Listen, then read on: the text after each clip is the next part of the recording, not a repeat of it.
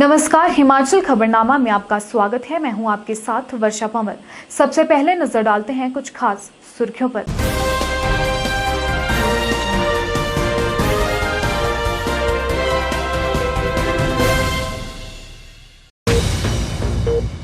हिमाचल प्रदेश में मंडी लोकसभा और 3 विधानसभा सीटों के उपचुनाव के लिए कांग्रेस ने अपने उम्मीदवार किए घोषित। केंद्रीय चुनाव समिति के प्रभारी मुकुल वासनिक ने उम्मीदवारों की सूची की जारी।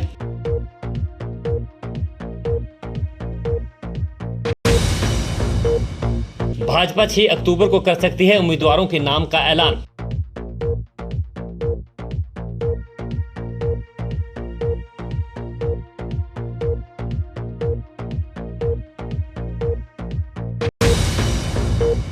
राज्यपाल राजेंद्र विश्वनाथ आर्लेकर ने किया डॉक्टर रचना गुप्ता की पुस्तक देवधरा हिमाचल प्रदेश का विमोचन।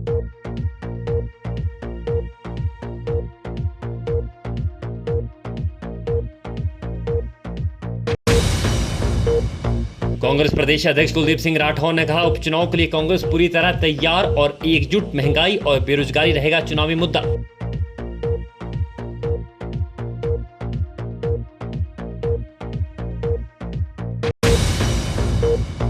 उत्तर प्रदेश के लखीमपुर खीरी मामले पर हिमाचल कांग्रेस ने प्रदेश के सभी जिला मुख्यालयों में किया धरना प्रदर्शन।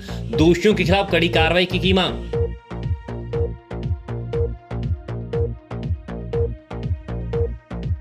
सुर्खियों के बाद अब खबरें विस्तार से। राज्यपाल राजेंद्र विश्वनाथ आर्लेकर ने लेखिका और वरिष्ठ पत्रकार डॉक्टर रचना गुप्ता, जो हिमाचल प्रदेश लोक सेवा आयोग की सदस्य भी है, की पुस्तक देवधरा हिमाचल प्रदेश का लोकार्पण किया। यह पुस्तक राष्ट्रीय पुस्तक न्यास भारत द्वारा प्रकाशित की गई है। इस अवसर पर राज्यपाल ने कहा कि यह पुस्तक पाठकों को हिमाचल के बारे में सूचना, ज्ञान, शोध का एक नया मार्ग प्रशस्त करेगी। राज्यपाल राजेंद्र विश्वनाथ आर्लेकर ने लेखिका और वरिष्ठ पत्रकार डॉक्टर रचना गुप्ता की पुस्तक देवधरा हिमाचल प्रदेश का लोकार्पण किया। इस अवसर पर राज्यपाल ने कहा कि अच्छी पुस्तकें पढ़ना जरूरी है और यह एक अभियान बनना चाहिए। उन्होंने कहा कि किसी घर में रखी पुस्तकें, पत्रिकाएं नई पीढ़ी के चरित्र निर्माण में सहायक होती है। राज्यपाल ने कहा कि क्यों न हम सभी महीने में एक बार किसी विद्यालय में जाकर लोगों को पुस्तकें पढ़ने के लिए प्रेरित करें। उन्होंने कहा कि यह पुस्तक न केवल राज्य के लोगों के लिए बल्कि राज्य में विभिन्न प्रायोजन से आने वाले लोगों के लिए भी एक त्वरित संदर्भ पुस्तिका है। उन्होंने इस पुस्तक के लोकार्पण को एक मणिकांचन योग निरूपित किया, क्योंकि यह देश की स्वतंत्रता का अमृत महोत्सव, हिमाचल प्रदेश की स्थापना का स्वर्ण महोत्सव का युगम है। राज्यपाल ने कहा कि इस पुस्तक को उन्होंने पढ़ा है और इसमें अब तक की विकास यात्रा से लेकर यहाँ के इतिहास, विभिन्न घटनाओं, सभी जिलों की विशेषताएं, भूगोल, इतिहास, संस्कृति की स्पष्ट जानकारी दी गई है। उन्होंने राष्ट्रीय पुस्तक न्यास को राज्य में पुस्तक के प्रकाशन के लिए बधाई दी और कहा कि यहाँ के इतिहास और धरोहर से लोगों की भावनाएं जुड़ी है। उन्होंने कहा कि अंग्रेजों ने तथ्यों को तोड़ मरोड़ कर पेश किया, या थोपी गई धारणाएं स्थायी न बने, इसके लिए प्रयास होना चाहिए। उन्होंने कहा कि हमें इतिहास को संजो कर रखना है, लेकिन भविष्य में विकास कैसे सुनिश्चित होगा, इस पर विचार किया जाना चाहिए। राज्यपाल ने कहा कि पुस्तकें ही हमारी सच्ची मित्र और मार्गदर्शक होती है, इसलिए नई पीढ़ी में पढ़ने की आदत डालने की आवश्यकता है, अन्यथा वे नशे की ओर आकर्षित होंगे। राज्यपाल ने कहा कि आज देश में चरित्र का संकट है, इसलिए संस्कार देने की आवश्यकता है जो हमें घर से और अच्छी पुस्तकों को पढ़ने से मिलते हैं। उन्होंने कहा कि युवा पीढ़ी क्या सोचती है, उसी पर देश का भविष्य निर्भर करता है। 50 साल पूरा कर चुका है और अपना देश स्वतंत्रता के 75 साल पूरा करने वाला है। ऐसे शुभ अवसर पर इस पुस्तक का प्रकाशन हो रहा है, जिसे हम मणिकांचन योग कहते हैं। ऐसा मणिकांचन योग है ये, देश के आजादी का अमृत महोत्सव, प्रदेश के अस्तित्व का स्वर्ण महोत्सव। और ऐसे अवसर पर इस पुस्तक का विमोचन, जैसे रचना जी ने कहा कि उन्होंने मुझे आग्रह किया कि पुस्तक पढ़ें और बाद में मुझे बताइए। एक 8 दिन पहले मेरे पास वो पुस्तक पहुंची थी और मुझे बताने में खुशी है कि मैंने ये पुस्तक पढ़ ली है। इसलिए उस पुस्तक में जो भी है, किताब में जो भी है, उसका थोड़ा इधर उधर मैं उल्लेख भी करूंगा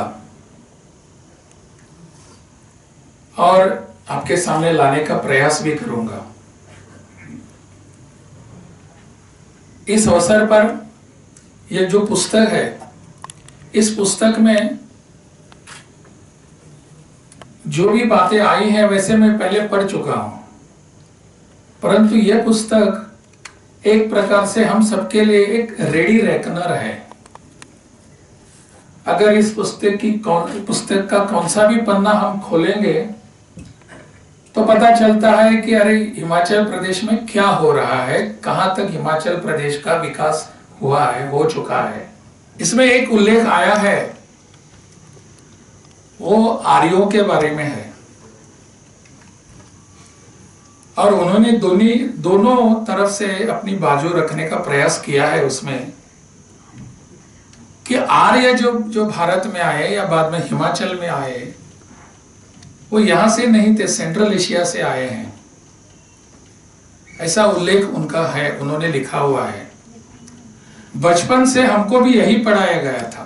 आज अनेक सारे विद्वानों ने इस पर संशोधन किया है, अनुसंधान किए हैं, रिसर्च किया है और तथ्यों को सामने रखा है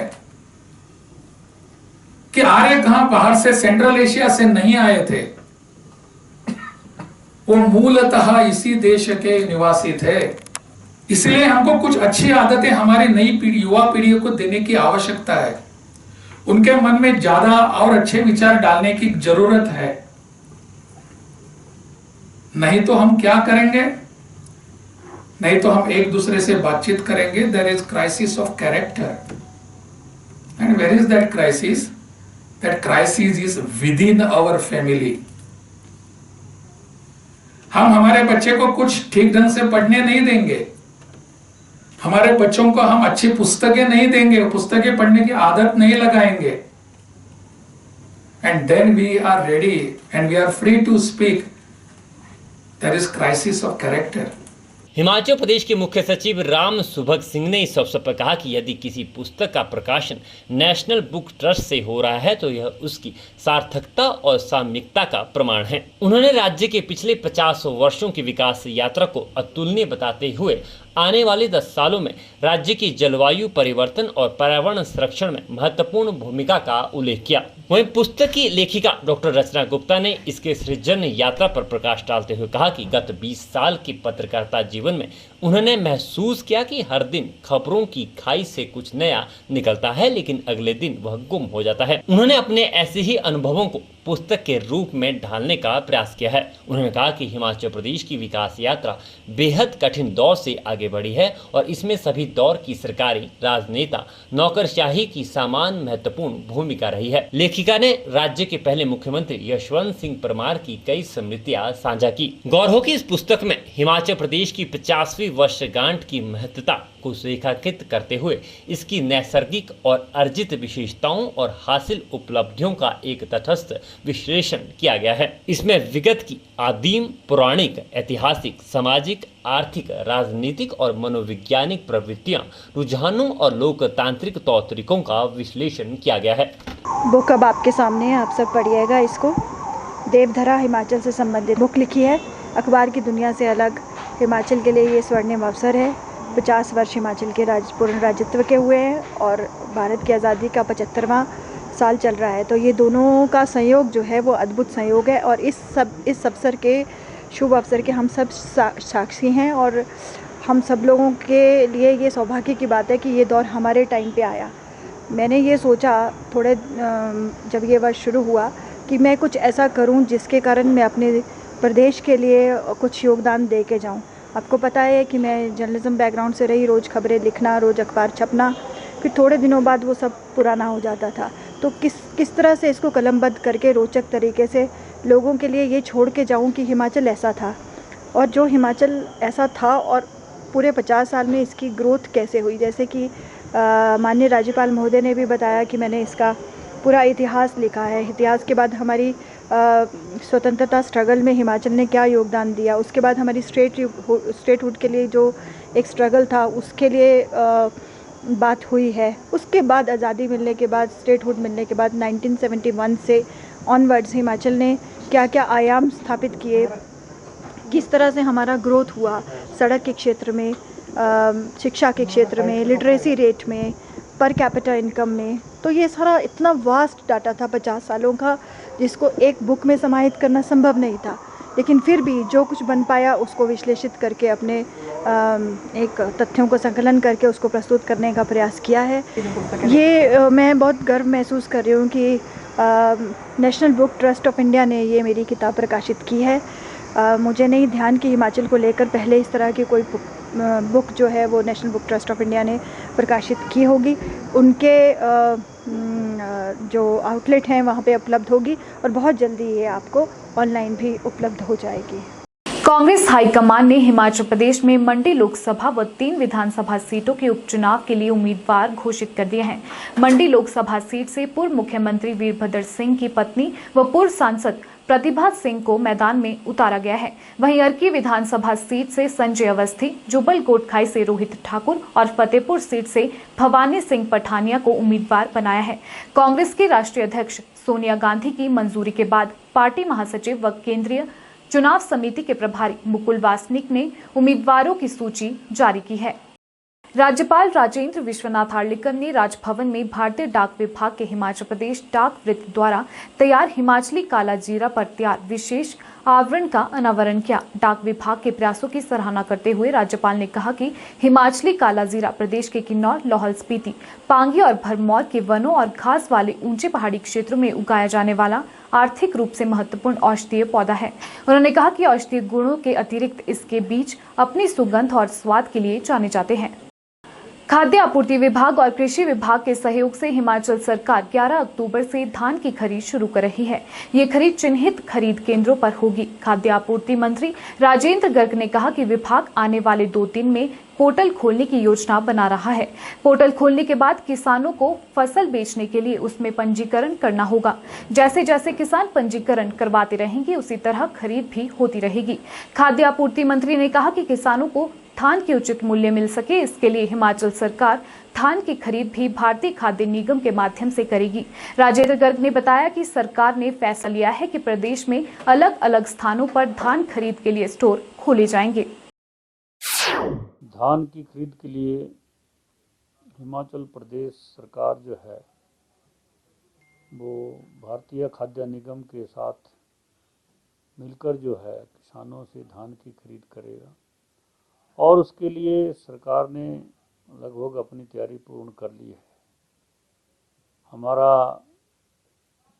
एक विभाग के द्वारा, हमारे सिविल सप्लाई विभाग के द्वारा एक पोर्टल तैयार किया गया है और उस पोर्टल में किसान अपना रजिस्ट्रेशन कराएंगे और जैसे जैसे रजिस्ट्रेशन होगी वैसे वैसे ही उसमें परचेजिंग शुरू हो जाएगी। अभी परसों से हमारा ये पोर्टल खुल जाएगा।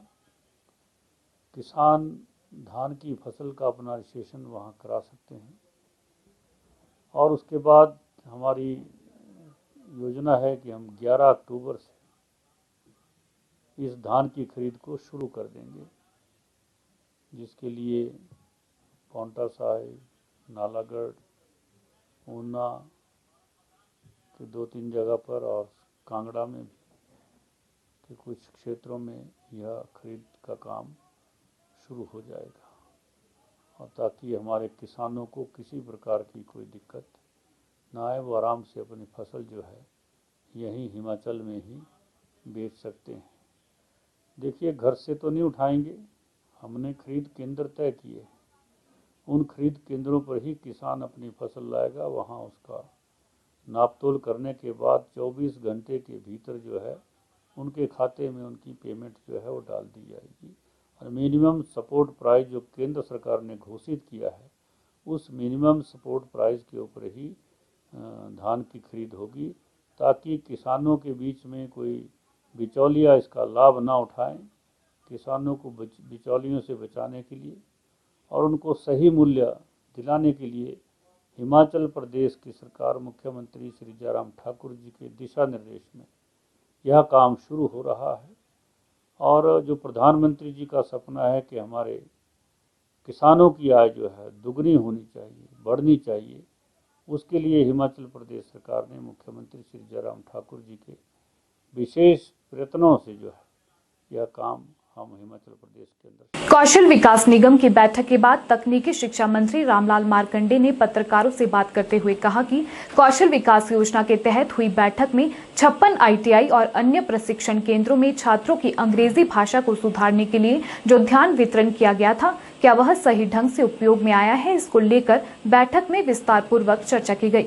उन्होंने कहा कि प्रधानमंत्री कौशल विकास निगम के तहत युवाओं को रोजगार के लिए जहां स्टार्टअप इंडिया, मुख्यमंत्री स्वावलंबन योजना के तहत प्रदेश की जनता को प्रशिक्षण दिया जा रहा है, वहीं इन सभी योजनाओं के तहत प्रदेश के बेरोजगार लोगों को स्वरोजगार के अवसर प्रदान किए जा रहे हैं। कौशल विकास निगम की बैठक के बाद तकनीकी शिक्षा मंत्री रामलाल मार्कंडे ने पत्रकारों को बताया कि प्रदेश सचिवालय में तकनीकी शिक्षा विभाग और कृषि एवं वित्त विभाग के कर्मचारियों के साथ समीक्षा बैठक का आयोजन किया गया। इस बैठक में मुख्यतः इस बात पर समीक्षा की गई कि केंद्र सरकार द्वारा 5 वर्षों के लिए आईटीआई में छात्रों की शिक्षा गुणवत्ता को बढ़ाने के लिए वित्तीय खर्च के लिए जो पैसे दिए गए थे, क्या उनका सदुपयोग किया गया है। आज जो बीओडी का मीटिंग कौशल विकास निगम में किया गया है, ये 5 साल के लिए परियोजना सैंक्शन किया था। 2022 दिसंबर तक ये खत्म होना है। उसके लिए जो है सभी अधिकारी, कृषि विभाग के लोग थे, फाइनेंस के लोग थे, सेक्रेटरी आपका आरडी, सेक्रेटरी एजुकेशन और 2 मंत्री उसे बुलाए गए थे। उससे मुख्यतः हमारे जो है स्किल डेवलपमेंट, प्रधानमंत्री कौशल विकास निगम में कितने ट्रेनिंग्स हो रहे हैं, आईटीएस को पैसे दिए हमने, प्राइवेट पार्टनरशिप में दिए, बजट दिए हैं, क्या ये 40,000 का टारगेट था, कितना हमने इसका अचीवमेंट किया है, क्या जो धनराशि दिया गया है, कि क्या ये आईटीएस को, और जो हमारे एजुकेशन जो कॉलेजेस के अंदर हमने जो है लगभग 56 कॉलेजेस के अंदर हमने एजुकेशन की जो इंग्लिश सुधारने के लिए जो बच्चे बजट दिए हैं, सभी का रिव्यू कर रहे थे। क्या हम कहाँ तक पहुंचे, क्या ये जो ट्रेनिंग सेंटर थे क्या चल रहे नहीं चल रहे हैं, कोविड के चलते कितना बजट हमारा लेप्स होने वाला, या खर्च होने वाला, क्या पूरा होने वाला है। मुझे संतुष्टि है कि आज हमारा जो कौशल विकास निगम का जो मीटिंग हुआ उसमें हमारा जो टारगेट है उस टारगेट से हम आगे चल रहे हैं। और साथ ही हमारा जो बागना घाट के अंदर जो हमारा एक्सलेंस सेंटर है वो हमने नेक्स्ट ईयर का टारगेट रखा उसको चलाने का, उसमें हमारा प्रोग्रेस अच्छा चल रहा है, ताकि जो है अगले साल हम क्लासेस शुरू कर सकेंगे। साथ ही साथ जो हमारे आजीविका के अंदर मुख्य तौर पर जो हमने साथ खोल दिए थे वो उनको चलाने का मुख्य विषय था। जैसे ग्रामीण विकास विभाग में सब सेक्रेटरी यहाँ पर आए थे, हमें 5 बिल्डिंग बना के दिए, क्या वो बिल्डिंग कब तक चलाने वाले हैं, क्या वो ट्रेनिंग सेंटर कब तक शुरू करने वाले हैं, इन विषयों को लेकर हमारी मीटिंग था। और साथ ही साथ हमारा विभाग के अंदर जो है कुछ पोस्टें भरने की बात थी, गाड़ी लेने की बात, ये सारे विषय आज हमने बीओडी से पास किया है, ताकि जो है स्किल डेवलपमेंट विभाग में अच्छा काम हो सके। ये कौशल विकास निगम के माध्यम से जो ट्रेनिंग देने थे, इसका बहुत अच्छा रिजल्ट रहा है। इसमें जो है प्रधानमंत्री कौशल निगम के माध्यम से जो है मुख्यमंत्री स्वावलंबन योजना के अंतर्गत जो है लोगों को कई लोगों ने लोन भी लिया है, और स्टार्टअप इंडिया, स्टैंडर्ड इंडिया के माध्यम से कई लोगों ने यहाँ पर ट्रेनिंग लिया। उन लोगों ने महिला मंडल को हमने ट्रेनिंग दिए हैं, किस तरह से रबड़े बनाते हैं, किस तरह से अचार बनाते हैं, और कई बहुत से ट्रेनिंग सेंटर हमने खोले थे, और उनके माध्यम से हमने बहुत से लोगों को जो है सेल्फ एम्प्लॉयमेंट के लिए हमने उनको बहुत ज्यादा जो है लाभ मिला है, और ये बहुत सक्सेसफुल रहा है। और आने वाले समय में मुझे लगता है कि जो मुख्यमंत्री स्वावलंबन योजना जो था, ये बहुत इसके माध्यम से लोगों को बहुत लाभ मिलने वाला है। और बजट जो है हमारा टारगेट था 50% हमने अचीव कर लिया है। वहीं रामलाल मार्कंडे ने प्रदेश में होने वाले चारों उपचुनाव को लेकर कहा कि भाजपा निश्चित तौर पर चारों उपचुनाव में जीत दर्ज करेगी। उन्होंने कहा कि जिस तरह से मंडी लोकसभा सीट के लिए प्रकाश सिंह की बात की जा रही है, उसको देखते हुए कांग्रेस पहले ही बौखलाहट में है, क्योंकि जिस तरह से विक्रमादित्य सिंह कर्मचारियों को लेकर अनाप शनाप बयानबाजी कर रहे हैं, उन्हें लगता है कि सत्ता में आते ही वह डराने धमकाने का कार्य कर पाएंगे। लेकिन कांग्रेस सत्ता में आने वाली नहीं है, क्योंकि कांग्रेस पार्टी के पास ना तो दिशा है, ना नीति और ना ही नेता। उन्होंने कहा कि भाजपा पहले भी चारों लोकसभा सीट जीती थी और इस बार भी चारों उपचुनाव जीतेगी। जहाँ तक चुनावों का विषय है, आज तक जितने चुनाव हुए आदरणीय ठाकुर जयराम जी के नेतृत्व में हम सारे सीटें जीते हैं। और इस बार जो चुनाव, चाहे एक पार्लियामेंट का सीट है, 3 विधानसभा के चुनाव होने वाले हैं, हम चारों से ज्यादा सीट इलेक्शन जीतने वाले हैं। आपने देखा होगा कांग्रेस पार्टी के लोग बहुत बौखलाहट में हैं।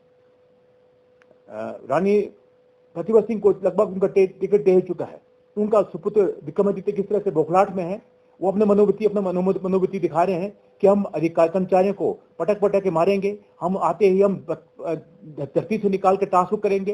कांग्रेस का ये इतिहास रहा है।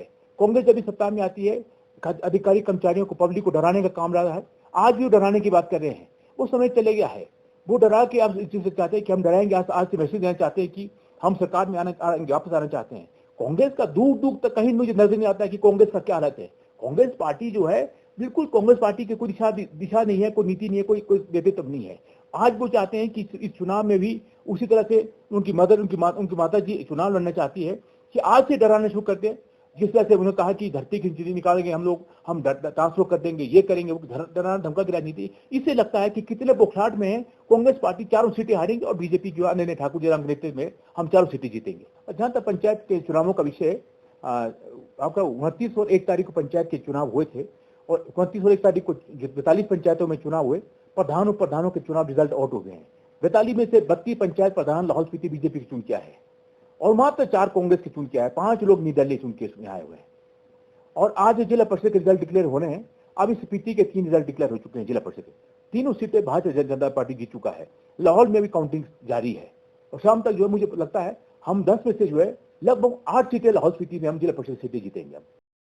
उत्तर प्रदेश के लखीमपुर में आंदोलनरत किसानों और केंद्रीय गृह राज्य मंत्री के काफिले के बीच हुई हिंसक झड़प के दौरान किसानों की गाड़ी से कुचलकर की गई हत्या और कांग्रेस राष्ट्रीय महासचिव व उत्तर प्रदेश की प्रभारी प्रियंका वाड्रा की गिरफ्तारी के विरोध में भड़की कांग्रेस ने प्रदेश के सभी जिला मुख्यालयों पर धरना प्रदर्शन किया। राजधानी शिमला के उपायुक्त कार्यालय के बाहर भी कांग्रेस कार्यकर्ताओं ने इस पूरे मामले को लेकर उग्र प्रदर्शन किया। प्रदर्शन के जरिए कांग्रेस पार्टी ने किसानों की हत्या पर कड़ा रोष व्यक्त करते हुए दोषियों के खिलाफ कड़ी कार्रवाई की मांग की है। जिला कांग्रेस कमेटी शिमला शहरी के अध्यक्ष जितेंद्र चौधरी की अगुवाई में उपायुक्त कार्यालय के बाहर हुए इस धरने प्रदर्शन में प्रदेश कांग्रेस के मुखिया कुलदीप सिंह राठौर और महिला कांग्रेस अध्यक्ष जैनब चंदेल ने विशेष तौर पर हिस्सा लिया। प्रदर्शन के दौरान हिमाचल प्रदेश कांग्रेस कमेटी के अध्यक्ष कुलदीप सिंह राठौर ने उत्तर प्रदेश में केंद्रीय गृह राज्य मंत्री के बेटे पर 4 किसानों को गाड़ी से कुचलकर मारने के लगे आरोपों पर भाजपा को खूब घेरा। उन्होंने आरोप लगाया कि उत्तर प्रदेश में जंगल राज के चलते सत्ता से जुड़े लोग सरेआम गंभीर अपराध कर रहे हैं। राठौर ने कहा कि लखीमपुर खीरी की घटना से साफ है कि यूपी में कानून व्यवस्था पूरी तरह से चरमरा गई है। राठौर ने इस बीच प्रियंका वाड्रा की गिरफ्तारी को पूरी तरह से अलोकतांत्रिक बताया और आरोप लगाया कि भाजपा देश में लोकतंत्र का गला घोंट रही है। उन्होंने कहा कि उत्तर प्रदेश में विपक्षी नेताओं को जाने से रोकने से साफ है कि भाजपा अपने गुनाहों को छुपाने का प्रयास कर रही है। राठौर ने किसानों की हत्या के लिए सीधे तौर पर केंद्र और उत्तर प्रदेश की भाजपा सरकार को जिम्मेदार ठहराया। उन्होंने कहा कि इस हत्याकांड में शामिल मंत्री के बेटे ने कुछ दिन पूर्व आंदोलन को कुचलने की सार्वजनिक धमकी दी थी, लेकिन उस समय प्रशासन ने उसके खिलाफ कोई भी कदम नहीं उठाया। उन्होंने कहा कि अगर समय रहते प्रशासन ने कोई कार्रवाई की होती तो आंदोलनरत किसानों की हत्या न होती। लगभग 1 वर्ष से ज़्यादा जो हमारे किसान भाई हैं वो सड़कों पे आंदोलन कर रहे हैं। जो ये 3 काले कानून इस देश में बने हैं और ये सरकार तरह तरह के हथकंडे अपनाकर जो है किसानों के आंदोलन को तोड़ने का कोशिश कर रही है। कभी फूट डालकर, कभी कहा जा रहा है कि ये तो किसान है ही नहीं, ये तो इनके बीच में तो उग्रवादी हैं। तरह तरह के हथकंडे अपनाकर किसान आंदोलन को कमज़ोर करने का प्रयास किया जा रहा है। लेकिन मैं बधाई देना चाहता हूं अपने किसान भाइयों को कि वो आज भी इकट्ठे हैं, एकजुट हैं। अब नई साजिश चली है इस आंदोलन को दबाने की। 4 दिन पूर्व जो केंद्रीय गृह राज्य मंत्री हैं उनके पुत्र ने कहा था कि हम इस आंदोलन को जो है कुचल देंगे और उन्होंने 2 दिन बाद करके दिखाया। गाड़ी के नीचे जो है किसानों को बेदर्दी से जो है कुचला गया। जब कांग्रेस के हमारी जो नेत्री हैं श्रीमती प्रियंका गांधी जी, उन्होंने आवाज़ उठाई, उनके साथ हमारे कांग्रेस पार्टी के दूसरे वरिष्ठ नेता भी मौजूद थे, उन्हें जो है हाउस अरेस्ट किया गया। और प्रियंका जी ने पूछा कि आप बताइए कि किस धारा के तहत, किस कानून के तहत जो है हमें गिरफ्तार किया जा रहा है। लेकिन आज ना कोई धारा है ना कोई कानून है, एक ही कानून है, वो मोदी का कानून है। आज इस देश में जो है लोकतंत्र की हत्या करने का प्रयास किया जा रहा है। इस देश में लोकतंत्र को जो दबाने का जो है प्रयास किया जा रहा है, जो कांग्रेस पार्टी कभी होने नहीं देगी। हम चाहे किसानों का मुद्दा हो, चाहे और मुद्दे हों, जो जन विरोधी मुद्दे हैं उनको लेकर कांग्रेस पार्टी जो है हमेशा विरोध प्रदर्शन करेगी। हम सड़कों पे आएंगे और हम ये भी कहना चाहते हैं कि हमारे सब्र का इम्तिहान ना लें। लोकतंत्र के लिए कांग्रेस पार्टी के नेताओं ने पहले भी अपने प्राणों को निछावर किया है और आने वाले समय में भी जरूरत पड़ी तो हम हर परिस्थिति का सामना करने के लिए तैयार हैं, लेकिन हम जनता के लिए लड़ेंगे, लड़ते रहेंगे। प्रदर्शन के जरिए कांग्रेस ने किसानों की हत्या पर कड़ा रोष व्यक्त करते हुए दोषियों के खिलाफ कड़ी कार्रवाई की मांग की। हिमाचल प्रदेश के 3 विधानसभा क्षेत्रों और 1 संसदीय क्षेत्र में होने जा रहे उपचुनावों में भाजपा और कांग्रेस दोनों प्रमुख राजनीतिक दल अपनी अपनी जीत का दावा कर रहे हैं। प्रदेश में सत्तासीन भाजपा जहां केंद्र और प्रदेश सरकार की कल्याणकारी योजनाओं और विकास के दम पर जनता के बीच में जाने की बात कर रही है, वहीं विपक्ष बढ़ती महंगाई, बेरोजगारी और भाजपा सरकार की विफलताओं को मुद्दा बनाकर जनता के बीच उतरेगी। हिमाचल कांग्रेस के मुखिया कुलदीप सिंह राठौर ने कहा है कि प्रदेश में होने जा रहे उपचुनाव के लिए कांग्रेस पूरी तरह तैयार और एकजुट है। शिमला स्थित पार्टी मुख्यालय राजीव भवन में पत्रकारों से मुखातिब होते हुए कांग्रेस प्रदेश अध्यक्ष कुलदीप सिंह राठौर ने कहा कि चुनाव में महंगाई और बेरोजगारी सबसे बड़ा मुद्दा रहेगा। उन्होंने मुख्यमंत्री जयराम ठाकुर से मांग की है कि वह पूर्व कांग्रेस सरकार के समय और वर्तमान भाजपा सरकार के समय की खाद्य और अन्य वस्तुओं, तेल, पेट्रोल, डीजल के मूल्यों की सूची को जारी करे। उन्होंने कहा कि सरकारी नौकरियों में बाहरी लोगों की नियुक्तियों से प्रदेश के बेरोजगारों के साथ एक बड़ा धोखा किया जा रहा है। कांग्रेस प्रदेशाध्यक्ष ने कहा कि प्रदेश में भाजपा की उल्टी गिनती शुरू हो गई है। उन्होंने कहा कि प्रदेश में नगर निकाय चुनाव से लेकर जिला परिषद और प्रदेश विश्वविद्यालय में गैर शिक्षक कर्मचारी, अधिकारी और अन्य संगठनों के चुनाव में कांग्रेस समर्थित उम्मीदवारों ने शानदार जीत हासिल की है। इससे साफ है कि प्रदेश में सत्ता परिवर्तन और सरकार बदलाव की लहर चल पड़ी है। जो पिछले 2-2.5 वर्षों में प्रदेश में एक माहौल बना है, कांग्रेस पार्टी ने, जैसे मैंने पहले कहा, कि हर मुद्दे पे जो है बड़ी बारीकी से नज़र रखी है, उन मुद्दों को उठाया है जो जनता से जुड़े मुद्दे हैं, इसलिए हमें समर्थन मिल रहा है।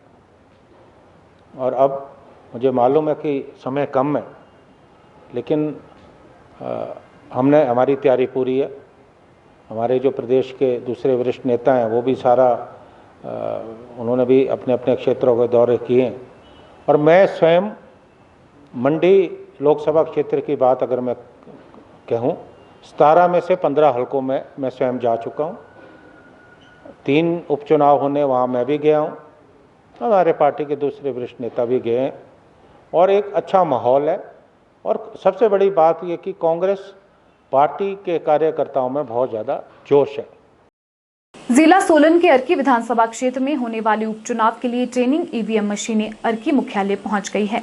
ये जानकारी एसडीएम अर्की शहजाद आलम ने दी। इस मौके पर हिमाचल प्रदेश के मुख्य निर्वाचन अधिकारी सी पाल रासू ने 50 अर्की निर्वाचन क्षेत्र में उप निर्वाचन के संबंध में सेक्टर अधिकारियों एवं नोडल अधिकारियों के साथ उपमंडलाधिकारी कार्यालय अर्की में आयोजित बैठक की अध्यक्षता की और विभिन्न तैयारियों का जायजा लिया। उन्होंने इस अवसर पर सफल निर्वाचन के संबंध में आवश्यक दिशा निर्देश भी जारी किए। हिमाचल प्रदेश के मुख्य निर्वाचन अधिकारी सी पाल रासू ने कहा कि निर्वाचन प्रक्रिया में 100% मतदाताओं की भागीदारी महत्वपूर्ण है। इसके लिए आवश्यक है कि स्वीप गतिविधियों के तहत मतदान से पूर्व मतदाताओं की मतदान में अधिक से अधिक भागीदारी सुनिश्चित करने के लिए विभिन्न गतिविधियां आयोजित की जाएं। उन्होंने इस संबंध में उचित निर्देश भी दिए। मुख्य निर्वाचन अधिकारी ने इस अवसर पर राजकीय छात्र वरिष्ठ माध्यमिक पाठशाला अर्की में स्थापित मतगणना केंद्र का निरीक्षण किया। उन्होंने पुलिस अधीक्षक सोलन वीरेंद्र शर्मा के साथ मतगणना केंद्र में सुरक्षा व्यवस्था की समीक्षा की। उन्होंने पलानिया मतदान केंद्र का भी निरीक्षण किया। सी पाल रासू ने निर्देश दिए कि कोविड-19 महामारी के दृष्टिगत सभी नियमों का पूर्ण पालन सुनिश्चित किया जाए। वहीं एसडीएम अर्की शहजाद आलम ने मीडिया को जानकारी देते हुए बताया कि उपमंडलाधिकारी अर्की सभागार में सीलबंद लॉक में कांग्रेस व भाजपा के सदस्यों के सामने इनको जांच कर रखा गया है। उन्होंने बताया कि इन मशीनों के द्वारा नोडल ऑफिसर को ट्रेनिंग दी जाएगी ताकि मतदान के समय लोगों को असुविधा का सामना न करना पड़े। उपमंडलाधिकारी अर्की ने बताया कि 50 अर्की निर्वाचन क्षेत्र में 2 महिला मतदान केंद्र, 2 आदर्श मतदान केंद्र एवं दिव्यांग जन के लिए 1 मतदान केंद्र स्थापित किया जाएगा। निर्वाचन अधिकारी सी पॉल रासू सर ने हमारे उपमंडलाधिकारी कार्यालय में आकर चुनाव से रिलेटेड तैयारियों की समीक्षा की उन्हें नोडल ऑफिसर, सेक्टर ऑफिसर सभी से उन्होंने वार्तालाप किया और जरूरी दिशा निर्देश जारी किए। उन्होंने एक एक पहलुओं पर समीक्षा की और उसके बाद उन्होंने स्ट्रांग रूम की विजिट किया, दौरा किया और स्ट्रांग रूम और वहां से जुड़े काउंटिंग हॉल का सुरक्षा से रिलेटेड एसपी महोदय से बात की और उसके सुरक्षा इंतजाम को पुख्ता पाया। इसके बाद सी पॉल रासू सर, मुख्य निर्वाचन अधिकारी ने पलानिया स्थित पोलिंग बूथ का जायजा लिया, वहां पे एश्योर्ड मिनिमम फैसिलिटी से रिलेटेड चीज़ों को देखा और वहां पे वो संतुष्ट पाया। उसके बाद आज हमारे पास 5 ईवीएम भी आई है जो कि ट्रेनिंग और अवेयरनेस के लिए यूज़ होगी। इसके लिए हमने एक शेड्यूल बनाना है जो नोडल ऑफिसर फॉर जो स्वीप होते हैं उनके माध्यम से, ताकि हम लोग गांव-गांव जाकर ईवीएम से लोगों को सेंसिटाइज किया जा सके, ताकि चुनाव के दिन जो है लोग ईवीएम को अच्छी तरीके से यूज़ करें और अपने वोट मतदान का प्रयोग करें। प्रशासन की पूरी तरीके से तैयारी है। सबसे पहले तो जो नॉमिनेशन में है उसमें हमें 3-4 चीज़ों का ध्यान रखना है कि एक, नॉमिनेशन करने के लिए सिर्फ 3 लोग जो है आ सकेंगे इंक्लूडिंग उसके बाद जो है गाड़ी है वो 100 मीटर तक आएगी। कोई भी प्रोसेसन जो है ये नॉमिनेशन से पहले नहीं होगा या कोई भी पब्लिक मीटिंग जो है प्री एंड पोस्ट नॉमिनेशन जो है नहीं होगा। कोविड की का स्पेशल तरीके से हमें पालन करना है। उसके बाद बाकी जो लॉ एंड ऑर्डर है उसके लिए हमने सारे पोलिंग बूथ में जो है आइदर वेबकास्टिंग, वीडियोग्राफी या माइक्रो ऑब्जर्वर के थ्रू हमने पूरे के पूरे 154 पोलिंग स्टेशन को कवर करना है।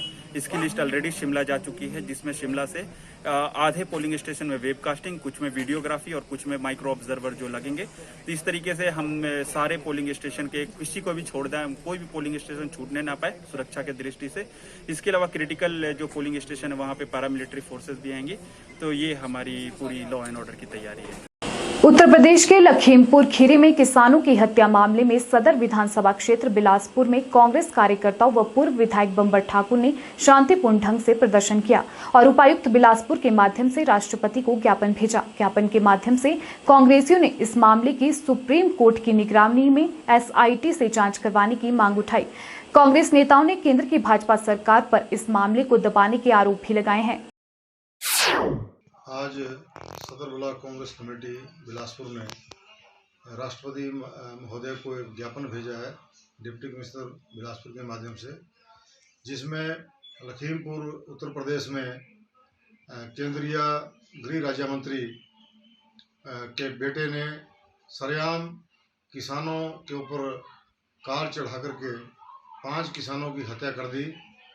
और दुख इस बात का है कि आज दिन तक मंत्री के पुत्र को गिरफ्तार नहीं किया गया और कोई कानूनी कार्रवाई नहीं की गई।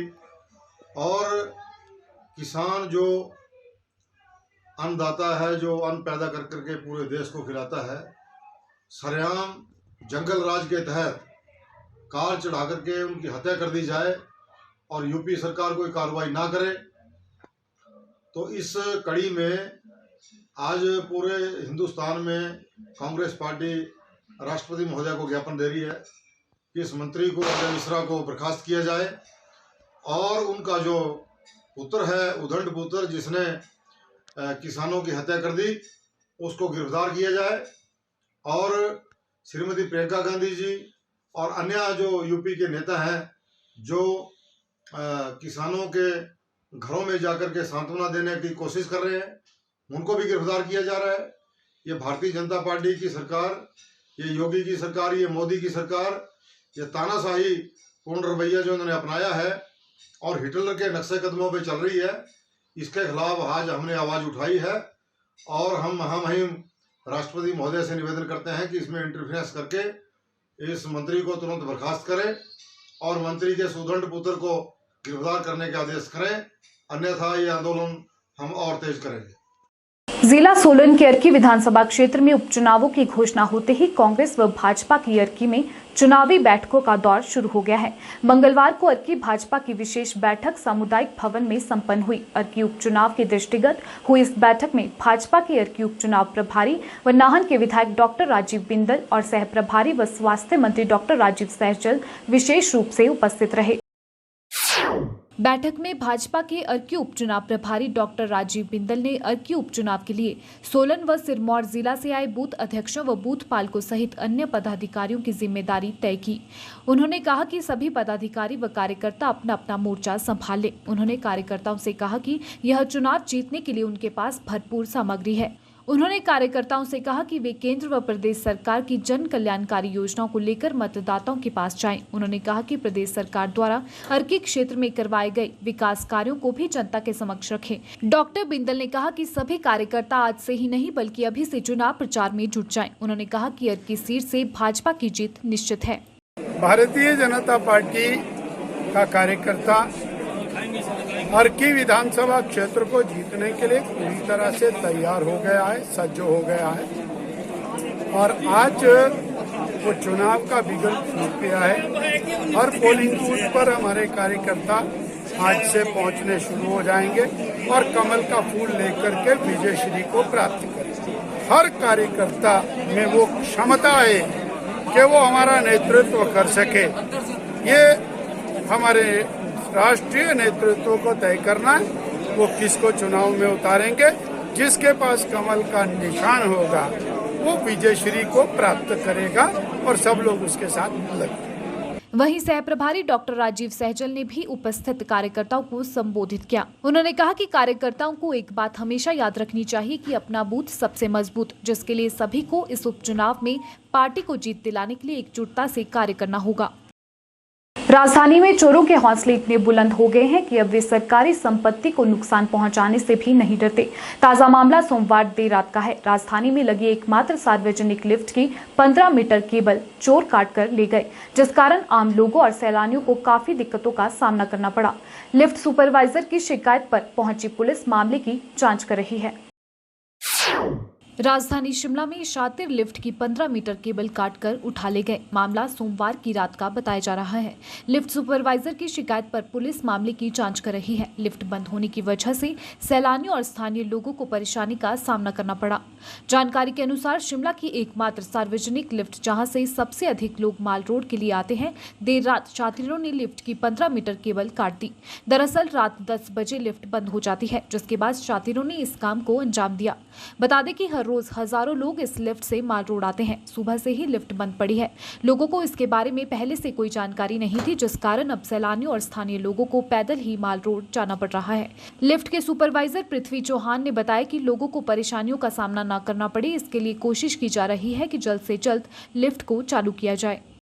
तो अब मतलब हमारे इलेक्ट्रिशियन वगैरह सारे आ चुके हैं, सुबह से लगे हैं और वायर डाल रहे हैं। रात को चोरी हो गई थी लाइन वाले। हमें मालूम नहीं कि रात को 10 बजे तक हमारी लिफ्ट ठीक थी। रात को 10 बजे जब क्लोज करते हैं उन लिफ्टों को, लिफ्ट बंद किया रात को, तो सुबह जब 8:30 बजे हमारे यहाँ स्टाफ आते हैं, 8:30 बजे जब चालू करते लिफ्ट तो उसी टाइम लगे कि मतलब ये लाइट आ रही जा रही है, क्या दिक्कत है। फिर हम लाए सबको हो गए। उसके बाद मालूम लगे कि मतलब जो न्यूट्रल जो फेस है उसकी वायर काट के ले गए। वो से ओपन है, लिफ्ट के अंदर से नहीं बाहर से ओपन है पड़ी। उत्तर प्रदेश के लखीमपुर प्रकरण को लेकर पूरे देश में किसानों और विपक्षी दलों में भारी आक्रोश है। राजधानी दिल्ली से लेकर हिमाचल प्रदेश की राजधानी शिमला तक विपक्ष इस पूरे मामले को लेकर सड़कों पर उतरकर दोषियों के खिलाफ कड़ी कार्रवाई की मांग पर अड़ गई है। छात्र संगठन NSUI ने भी इस पूरे मामले को लेकर यूपी सरकार के खिलाफ मोर्चा खोल दिया है। शिमला में NSUI ने कांग्रेस मुख्यालय राजीव भवन के बाहर यूपी के मुख्यमंत्री योगी आदित्यनाथ का पुतला फूंका और केंद्र की मोदी सरकार के खिलाफ भी खूब नारेबाजी की। ये विरोध प्रदर्शन था, इसका मुख्य कारण था पिछले कुछ दिनों पहले जो देश के अन्नदाता, जो हमारे किसान आंदोलन पे बैठे थे, यूपी सरकार के कैबिनेट मंत्री के जो बेटे ने किसानों को रौंद लिया। इतनी तानाशाही हिंदुस्तान के इतिहास में पहली बार देखी है और ये हमेशा मैं पहले कहता हूं कि गोडसे के वंशज है। जो विचारधारा गोडसे के सूलों पे चलेगी वो इस तरह की तानाशाही करेगी, इस तरह से ही वो करेगी, क्योंकि हिंदुस्तान में सिर्फ एक ही पार्टी जो डेमोक्रेटिक पार्टी है, जो महात्मा गांधी के सिद्धांतों को मानती है, वो भारतीय नेशनल कांग्रेस पार्टी है। जब जब बीजेपी का राज हुआ है वो ऐसा ही हुआ है। आप इतिहास दोहरा के देख लीजिए। शायद 3 अक्टूबर 1977 को जब हमारी स्वर्गीय प्रधानमंत्री श्रीमती इंदिरा गांधी जी भी किसानों के आंदोलन में गई थी, उस टाइम भी उनको गिरफ्तार किया था। आज फिर से इतिहास दोहरा रहा है, जब प्रियंका गांधी जी पिछले 3 अक्टूबर को किसानों के विरोध में गई थी, उन्हें भी गिरफ्तार किया गया है। क्या कारण है कि उनको किसानों के समर्थन में जाने के लिए नहीं दिया जा रहा है, किसानों की आवाज उठाने के लिए नहीं जा रहा है? ये तो एक चिंगारी है, आगे एक सैलाब का रूप लेगी। अगर हम मांग करते हैं कि जल्द से जल्द उन गुनहगारों को सजा दी जाए और वहां से ये तानाशाही के जो सरकार है वो हटाई जाए, अन्यथा एनएसवाई सड़कों पे और भी उग्र प्रदर्शन करे। पुतला जो फूका गया, इसका मुख्य कारण है कि मैडम जहां पे जिस प्रदेश का मुख्यमंत्री इतना भ्रष्ट है, जहां पे तानाशाही है, जहां गुंडागर्दी है, उसका एक रोष प्रदर्शन है। ये तो एक सिंपल रोष प्रदर्शन। इसके बाद आपने देखा इससे पहले भी एनएसवाई बड़े विरोध प्रदर्शन से नहीं चुकी है। ये तो एक शॉर्ट टर्म में हमने किया। इसके बाद जो भी अगर प्रियंका जी की रिहाई नहीं की जाए और किसानों से मिलने नहीं दिया गया तो एनएसवाई एक उग्र आंदोलन का जो है रूप धारण करेगी। देखिए, जिस तरीके से पिछले दिनों आप सबने देखा, पूरे देश ने देखा, मोदी सरकार के एक मंत्री का बेटा किसानों को सरेआम, निर्दोष किसानों को अपनी गाड़ी से कुचल दे रहा है, और ये बहुत अनैतिक है। एक लोकतांत्रिक देश में, हमारा देश संविधान पे चलने वाला देश है, और उस देश में मोदी जी आज लखनऊ आते हैं महोत्सव मनाने के लिए, लेकिन उनके पास समय नहीं है लखीमपुर जाकर के उन किसान परिवारों से मिलने का। हमारी नेता को, प्रियंका गांधी जी को, जो सिर्फ उन किसानों से मिलना चाहती थी, उनको पिछले 36 घंटे से जेल में बंद करके रखा हुआ है और अनैतिक तौर पर उनकी गिरफ्तारी की हुई है। एनएसयूआई का एक कार्यकर्ता ना सिर्फ हिमाचल प्रदेश में बल्कि पूरे देश में सड़कों पर है, और पूरे कांग्रेस पार्टी के कार्यकर्ता इस लड़ाई को अंजाम तक लड़ेंगे।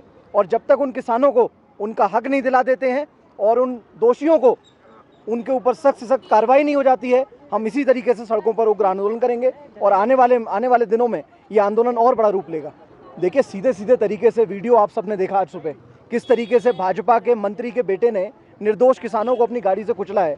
गिरफ्तारी हो, मंत्री को बर्खास्त किया जाए, योगी आदित्यनाथ आकर के स्पष्टीकरण दें, माननीय प्रधानमंत्री जाकर के संज्ञान लें, उन परिवारों से मिले। अगर नहीं कर सकते हैं, प्रियंका जी जो हमारी नेता पिछले 36 घंटे से उनको बंद करके रखा हुआ है, उनको वहाँ उन परिवारों से मिलने दें, उनका दुख दर्द सुनने दें। अगर आप ये काम नहीं कर सकते तो विपक्ष के नेताओं को वहाँ जाने से क्यों रोक रहे हैं? आगामी 7 अक्टूबर से शुरू होने जा रहे शारदीय नवरात्रों को लेकर जिले भर के सभी मंदिरों में तैयारियां शुरू हो गई हैं। कहीं रंग रोगन का काम चल रहा है तो कहीं साफ सफाई की जा रही है। कमेटी की ओर से कार्यक्रमों की रूपरेखा तैयार की जा रही है। वहीं कालीबाड़ी मंदिर में भी साफ सफाई व रंग रोगन का कार्य तेजी से चल रहा है। आगामी 7 अक्टूबर से शारदीय नवरात्रे आरंभ होंगे। 7 अक्टूबर दिन गुरुवार को ही घट स्थापना की जाएगी। 14 अक्टूबर को नवमी और 15 अक्टूबर को विजयदशमी का पर्व मनाया जाएगा। नवरात्रि शुरू होने से पहले प्रदेश के सभी शक्तिपीठों में तैयारियां शुरू हो गई हैं। मंदिरों में रंग रोगन किया जा रहा है। वहीं मंदिरों के बाहर दुकानें लगाने वाले दुकानदारों को भी इस वर्ष अच्छा व्यापार होने की उम्मीद है। उन्होंने कहा कि वे पहले ही पिछले 2 वर्षों से काफी परेशान हैं और आर्थिक मंदी की मार झेल रहे हैं। ऐसे में उन्होंने प्रदेश सरकार से इन नवरात्रों में प्रसाद व अन्य चढ़ावा चढ़ाने की अनुमति देने की अपील की है। पिछले 2 साल मतलब 1.5 साल से तो हम बिल्कुल लगभग घर ही बैठे रहे। काम एक तरह से बिल्कुल ही ठप रहा और इस दौरान कर्जे भी बहुत चढ़ गए हमारे सिर पे। तो अब हम ये जगी है कि इस बार कुछ माता की पूजा की सामग्री चढ़ेगी ताकि हम भी थोड़ा आसान हो जाएगा हमारे को जीवन यापन करना। तो हम जिला प्रशासन से यही मांग कर रहे हैं कि मंदिर में पूजा की सामग्री चढ़ने की इजाज़त दी जाए ताकि हम भी अपना रोजगार ठीक से कर सकें और अपना परिवार चला सकें। और 1.5-2 सालों से तो काम हमारा बिल्कुल है ही मंदा चला हुआ।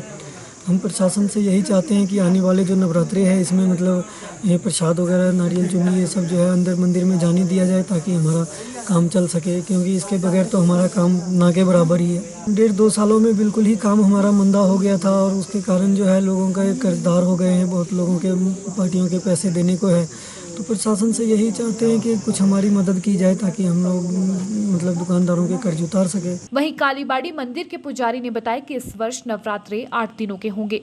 14 अक्टूबर तक चलने वाले नवरात्रि के दिनों में मां दुर्गा की अलग अलग स्वरूपों की पूजा अर्चना की जाएगी।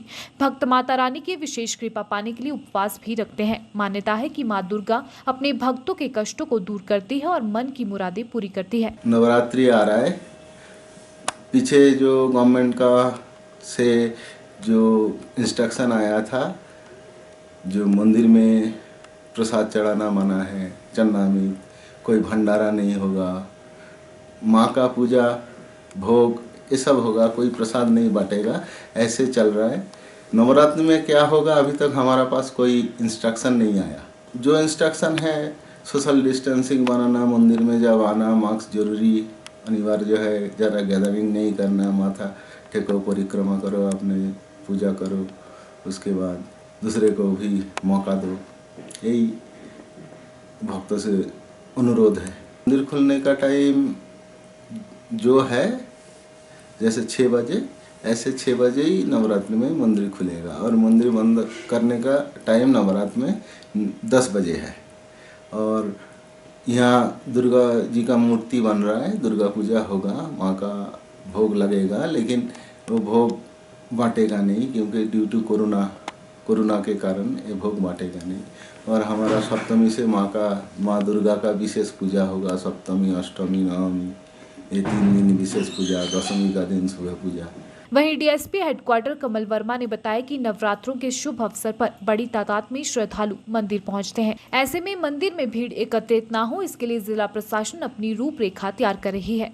वहीं उन्होंने बताया कि मंदिरों में कोरोना नियमों का पालन हो, जिला पुलिस यह सुनिश्चित करेगी। नवरात्रों के शुभ अवसर पर जो है बहुत से श्रद्धालु जो है मंदिरों में आते हैं, तो इसके लिए जो है हमारे जिला शिमला की तरफ से जो है पुलिस के पूर्ण इंतजाम रहेंगे। जो हमारे बड़े बड़े मंदिर हैं जैसे तारा देवी, संकट मोचन, जाखू, इसमें जो है जो भी सरकार की गाइडलाइंस है कोविड को मद्देनज़र रखते हुए उसकी इम्प्लीमेंटेशन और जो भीड़ को जो कंट्रोल करने के लिए जो पुलिस के इंतज़ाम हैं वो जारी रहेंगे। देखिए, जिस तरह भीड़ की वजह से जो है काफ़ी रश होने की संभावना रहती है, तो इसको जो है कंट्रोल में रखा जाएगा और जितने श्रद्धालुओं को जो है एज़ पर गाइडलाइन जितने श्रद्धालुओं की अनुमति होगी उतने ही लोगों को वहाँ आने दिया जाएगा। और जो सरकार की कोविड से रिलेटेड गाइडलाइन है, मास्क, सैनिटाइज़र वगैरह, उसके जो है जो उसकी गाइडलाइंस हैं उसको फॉलो करने के लिए जो है पुलिस उसके लिए स्ट्रिक्टली जो है उसको इम्प्लीमेंट करेगी। बिलासपुर के ऐतिहासिक लुहणू मैदान में चल रही फॉरेस्ट गार्ड भर्ती के अंतिम दिन युवाओं ने फॉरेस्ट गार्ड बनने के लिए कड़ा पसीना बहाया। इस दौरान अधिकारियों ने इन युवाओं की प्रतिभा पर की। अंतिम दिन भी मैदान में युवाओं की खूब भीड़ उमड़ी रही। बता दें, 25 सितंबर से आयोजित भर्ती प्रक्रिया में करीब 12,000 युवाओं ने अप्लाई किया था। वहीं युवाओं के लिए 7 अक्टूबर को लिखित परीक्षा का आयोजन किया जाएगा। लिखित परीक्षा में उन युवाओं को मौका मिलेगा जिन्होंने ग्राउंड पास किया होगा। वन विभाग के डीएफओ अवनी भूषण राय ने कहा कि भर्ती का सफल आयोजन किया गया है, जिसके लिए सभी विभाग के अधिकारियों का काफी सहयोग मिला। तक हमारे पास जो 4 तारीख तक का डेटा कंसोलिडेट हुआ है उसमें अप्रॉक्सीमेटली 12,000 कैंडिडेट्स ने पार्टिसिपेट किया है, जिसमें से 6,827 फील्ड पर आए और out of 6,827 3,701 qualified and the rest were disqualified. Sir, लिखित परीक्षा कब है और युवाओं को क्या करना चाहिए? लिखित परीक्षा इसकी 7 तारीख को फिक्स हुई है, उसके बाद ही इसका पूरा चयन का प्रोसेस कंप्लीट होगा। हिमाचल प्रदेश की राजधानी शिमला के कच्ची घाटी इलाके में भूस्खलन और भवन ढहने से असुरक्षित हुए 4 बहुमंजिला भवनों को तोड़ने के आदेश जारी हो गए हैं। तकनीकी कमेटी और भू वैज्ञानिक की रिपोर्ट पर नगर निगम आयुक्त आशीष कोहली ने आदेश जारी किए हैं। आदेशों के अनुसार ये सभी भवन रहने के लिए असुरक्षित तो है ही, साथ ही दूसरे भवनों के लिए भी खतरा बन सकते हैं। हिमाचल प्रदेश की राजधानी शिमला के कच्ची घाटी इलाके में भूस्खलन और भवन ढहने से असुरक्षित हुए 4 बहुमंजिला भवनों को तोड़ने के आदेश जारी हो गए हैं। तकनीकी कमेटी और भू वैज्ञानिक की रिपोर्ट पर नगर निगम आयुक्त आशीष कोहली ने आदेश जारी किए। आदेशों के अनुसार चारों भवनों का बिजली और पानी काटा जा रहा है। भवन मालिकों को 3 दिन के भीतर अपने भवन तोड़ने होंगे। यदि ऐसा न किया तो नगर निगम खुद इन भवनों पर हथौड़ा चला देगा। निगम प्रशासन के अनुसार हाईवे के साथ लगते 2 भवनों पूजा कॉटेज और होटल हरी पैलेस को तुरंत तोड़ने के आदेश जारी किए हैं। ये भवन निचली और बने बाकी भवनों पर खतरा बने हुए हैं। इसके अलावा नाले के पास बने नारायण भवन और चौहान कॉटेज को भी तोड़ने के आदेश जारी किए हैं। नारायण भवन पहले ही ढह चुका है और साथ लगते चौहान कॉटेज पर टिका हुआ है। सोमवार को भू वैज्ञानिक के साथ निगम की तकनीकी टीम ने मौके का निरीक्षण किया। इस दौरान सभी असुरक्षित भवनों को भी देखा गया, जिसके बाद आयुक्त ने भवन तोड़ने के आदेश जारी कर दिए। हाईवे के पास बने हरी पैलेस के साथ लगते एक अन्य बहुमंजिला भवन को सील किया जा रहा है। निगम प्रशासन के अनुसार इस भवन को भी खतरा है, इसलिए इसे खाली करना होगा। अभी इसे तोड़ने को लेकर आदेश नहीं हुए हैं। साथ लगते 2 भवनों को तोड़ने के बाद देखा जाएगा कि इसे बचाया जा सकता है या नहीं। कच्ची घाटी एरिया में जैसे कुछ दिन पहले ही 2 बिल्डिंग्स कोलैप्स की थी और उसके उपरांत सरकार ने एक कमेटी का गठन किया था जिसमें डीसी साहब, डायरेक्टर टीसीपी, एमसी कमिश्नर हैं और अब एससी पीडब्ल्यूडी भी उसमें मेंबर बना दिए गए हैं। और इस कमेटी ने भी साइट का इंस्पेक्शन किया था।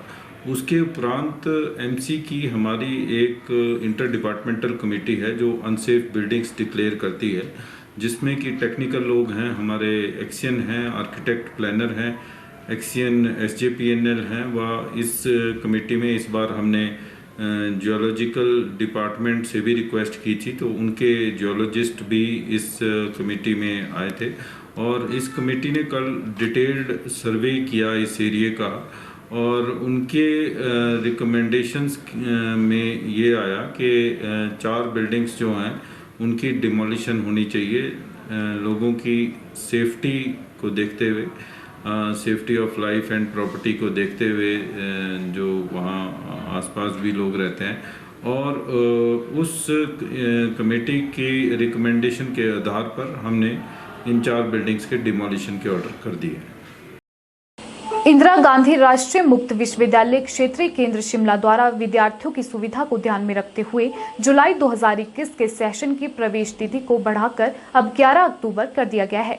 इग्नू क्षेत्रीय केंद्र शिमला के निदेशक डॉक्टर जोगिंदर कुमार यादव ने बताया कि कोई भी विद्यार्थी उस शिक्षा से वंचित न रहे, इसके लिए विश्वविद्यालय द्वारा 11 अक्टूबर 2021 तक प्रवेश तिथि को बढ़ा दिया गया है। उन्होंने बताया कि विद्यार्थी ऑनलाइन माध्यम से एडमिशन ले सकते हैं। इसके अलावा विश्वविद्यालय में चलाए जा रहे अन्य प्रोग्रामों के संबंध में भी डॉक्टर यादव ने महत्वपूर्ण जानकारी साझा की है। इग्नू में जो जुलाई 2021 के लिए जो एडमिशन चल रही है उसके लिए जो लास्ट डेट थी वो 30 सितंबर 2021 पहले निश्चित की गई थी, लेकिन अभी इस डेट को जो है वो 11 अक्टूबर 2021 तक जो है वो बढ़ा दिया गया है। और इसमें क्योंकि बहुत सारे ऐसे स्टूडेंट्स हैं जिन्होंने एग्ज़ाम दिए हैं, उनके रिज़ल्ट निकल चुके हैं, लेकिन उनके जो ग्रेड कार्ड हैं, ओरिजिनल जो सर्टिफिकेट हैं वो नहीं पहुंच पाए थे। तो इस वजह से ये सारी चीज़ें देखते हुए और कुछ कोविड के कारण स्टूडेंट जो हैं वो अप्लाई नहीं कर पाए थे, एडमिशन नहीं ले पाए थे। तो ये सारी चीज़ें देखते हुए यूनिवर्सिटी ने जो डेट है इस सेशन के लिए वो 11 अक्टूबर 2021 तक जो है वो बढ़ा दी है।